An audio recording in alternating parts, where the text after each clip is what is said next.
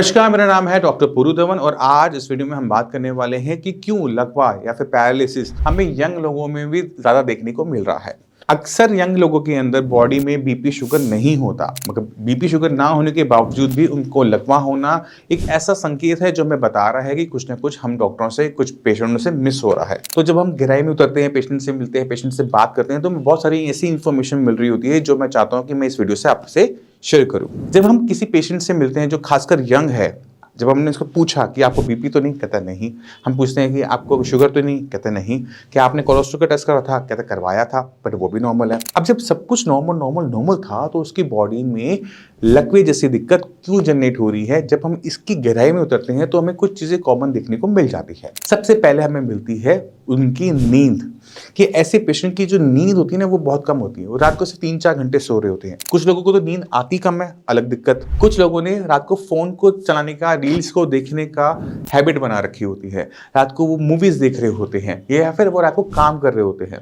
कुछ वॉचमैन होते हैं, कुछ वेयर हाउस में काम कर रहे होते हैं जहां पर नाइट ड्यूटी ज्यादा हो रही होती है। दिन में वो अपनी प्रॉपर नींद ले नहीं पाते। उसका असर उनकी बॉडी पे देखने को मिलता है कि जब आप 7 दिन काम कर रहे हो, नाइट ड्यूटी कर रहे हो, 1.5 महीना 2 महीना कंटिन्यूसली कर रहे हो, तो आपके शरीर में आपको भी महसूस होगा कि आपके जो जोड़ है, आपके जो जॉइंट्स है ना, वो पेन करना स्टार्ट कर देते हैं। ये पेन जो हो रहा है ये बता रहा है कि बॉडी में ना रिपेयर नहीं हो रहा। अब हमारे जो बॉडी में ब्लड ले जाने वाली जो आर्टरीज हैं, वेन्स हैं, इनमें भी रिपेयर नहीं हो पा रहा होता, जिसकी वजह से उनमें क्लॉट बनने की जो संभावनाएं होती हैं वो बढ़ जाती है। तो ऐसे पेशेंट में क्लॉट बनने की वजह से हमें लकवा देखने को मिल जाता है।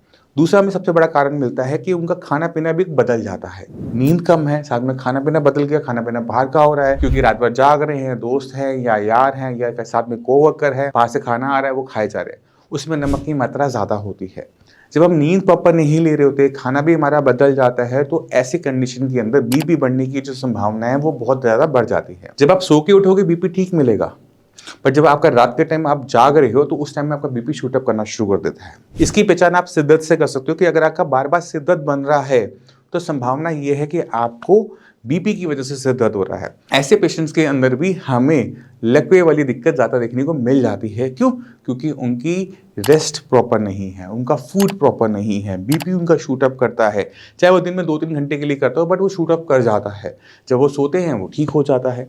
तो आपने अपनी जो नाइट में जागने की हैबिट है उसे बदलना है। खाना अगर आप बाहर से खाते हैं तो उसे अवॉइड कीजिए, जितना हो सके खाना घर का खाइए। तो मैं उम्मीद करता हूँ इस वीडियो से आप समझ गए कि अगर हमने अपनी बॉडी को स्वस्थ रखना है, हेल्दी रखना है, तो ना सिर्फ हमें बीपी शुगर से दूर रहना है, बट बीपी शुगर को पैदा करने वाली जो चीज़ें होती हैं, फैक्टर्स होते हैं जिनको हम अक्सर इग्नोर कर जाते हैं, उन पर भी हमें कंटिन्यूसली काम करना है। चाहे वो आपकी नींद हो, चाहे वो आपका खाना हो, चाहे वो आपकी एक्सरसाइज हो, क्योंकि अगर आप इन सारी चीज़ों को कंटिन्यूली करते रहोगे तो आपकी बॉडी लंबा टाइम चलेगी, हेल्दी रहेगी, बीमारियां नहीं आएंगी। इसी के साथ आप सभी से चलने की आगे चाहूँगा। मिलते हैं अगली वीडियो में, तब तक के लिए नमस्कार।